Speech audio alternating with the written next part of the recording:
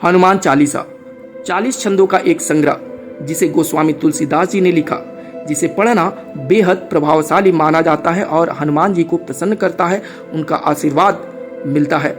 लेकिन जब इसे तुलसीदास जी ने लिखना प्रारंभ किया तो उनके साथ एक अनोखी घटना होती थी।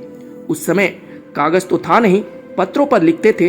गोस्वामी जी हनुमान चालीसा लिखकर पत्रों को रात के समय संभाल कर रख देते थे। जब सुबह उठकर देखते तो रात में उन्होंने जो कुछ लिखा होता था सुबह सब मिट जाता था। पत्र श्राद्धा रहते थे।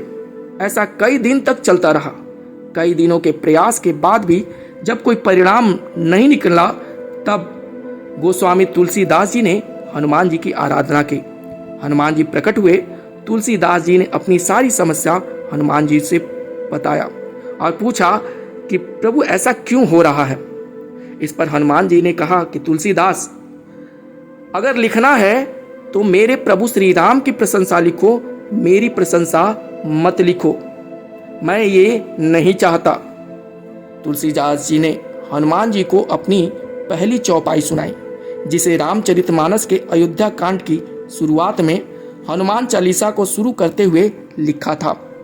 श्री गुरु चरण सरोज रज, निज मन मुकुर सुधार, वरुणो रघुबर विमल जसु, जो दायक फल चार। इस दोहे को सुनने के बाद हनुमान जी ने कहा कि मैं रघुबर नहीं हूं गोस्वामी जी।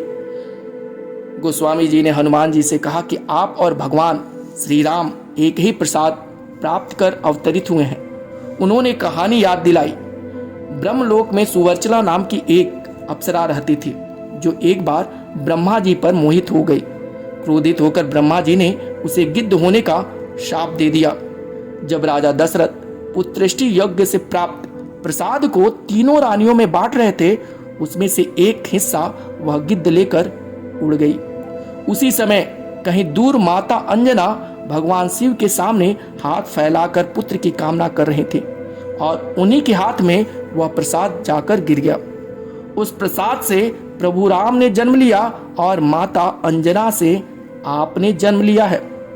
भगवान राम ने भी तो स्वयं को आपको अपना भाई कहा है, जिसे मैंने चौपाई में लिखा है, तुम मम प्रिय ही सम भाई।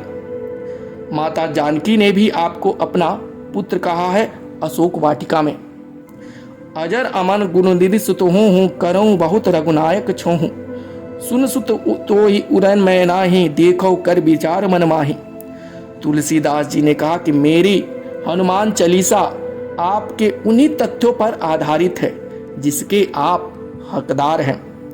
तुलसीदास जी के तर्कों को सुनने के बाद हनुमान जी ने हनुमान चालीसा लिखने का आशीर्वाद दिया और कहा कि हे तुलसीदास, तुम्हारे तर्क बहुत ही उत्तम हैं, अब तुम हनुमान चालीसा लिख सकते हैं। और कहा कि इस चालीसा को श्रद्धा से पढ़ने वाले भक्त गणों को मेरा आशीर्वाद प्राप्त होता रहेगा, उनकी मनोकामनाएं पूर्ण होती रहेंगी।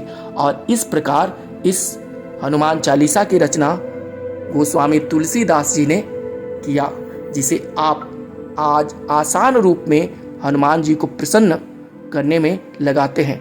और ये हनुमान चालीसा हर प्रकार से भक्तों की मनोकामनाएं पूर्ण करते हैं और उनको आशीर्वाद देती हैं। हर हर महादेव।